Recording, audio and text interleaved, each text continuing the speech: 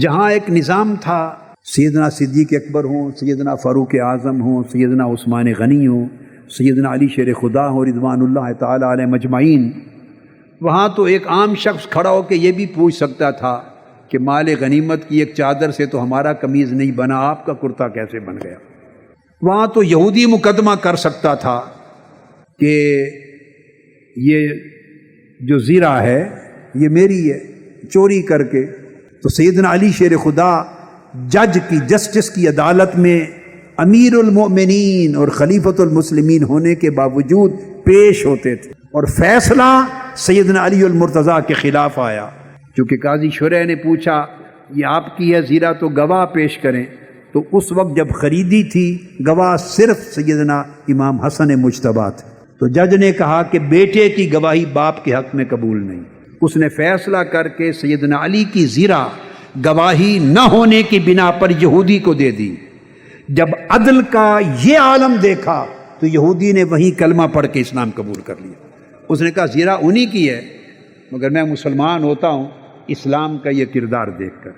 جہاں یہ نظام آقا علیہ السلام دے کر گئے تھے امت کو اور اس پر عمل درآمد تھا، وہاں مالی کرپشن تھی، قومی اور سرکاری خزانہ ذاتی عیاشیوں کی نظر ہو گیا تھا، شہنشاہانہ انداز سلطنت تھا، شہنشاہانہ زندگی تھی، عیاشی کی زندگی تھی، کتابیں بھری پڑی، تاریخ کی، قدماء کی، متاخرین کی، سب کتب بھری پڑی۔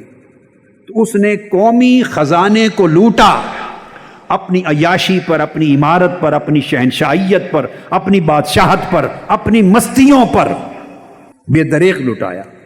سیاسی کرپشن کے ساتھ مالی کرپشن کی بنیاد رکھی۔ تیسری اخلاقی کرپشن، اس نے دینی اخلاقی اقدار کو مٹا دیا اور بے حیائی کو عام کیا، اور اپنے محل میں بے حیائی کو اور حدود الہیہ کو توڑنے کو اس نے رواج دیا۔ وہ پہلا شخص تھا جس سے آغاز ہوا۔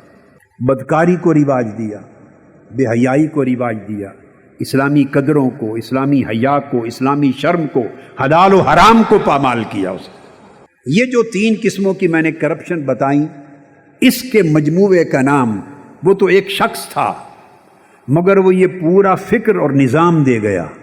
اس پورے نظام کا نام یزیدیت بنا۔ یہ پورا نظام یزیدیت کی شکل میں آج تک ایگزسٹ کرتا ہے، جس کی طرز زندگی میں، طرز حکمرانی میں، طرز سلطنت میں، طرز حکومت میں ان چیزوں کی جھلک نظر آئے، وہ اپنے دور کا یزید ہے۔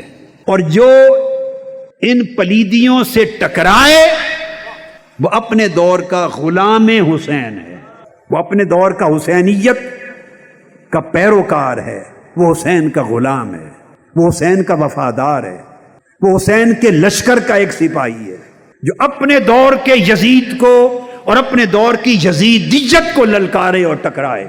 تو یزید نے انسانی حقوق کا قتل عام کیا، اس نے انسانی آزادیوں کا قتل عام کیا، اس نے اخلاق و شرافت کی قدروں کا قتل عام کیا، اس نے دین اور احکام شریعت کا قتل عام کیا، اس نے نظام احتساب کو، اکاؤنٹیبلٹی کو، احتساب کو، اس نے اس کا قتل عام کیا، عدل و انصاف کا قتل عام کیا، اور سارے نظام کو اپنی ہوا، ہرس اور ہوس کی بینٹ چڑھا دیا۔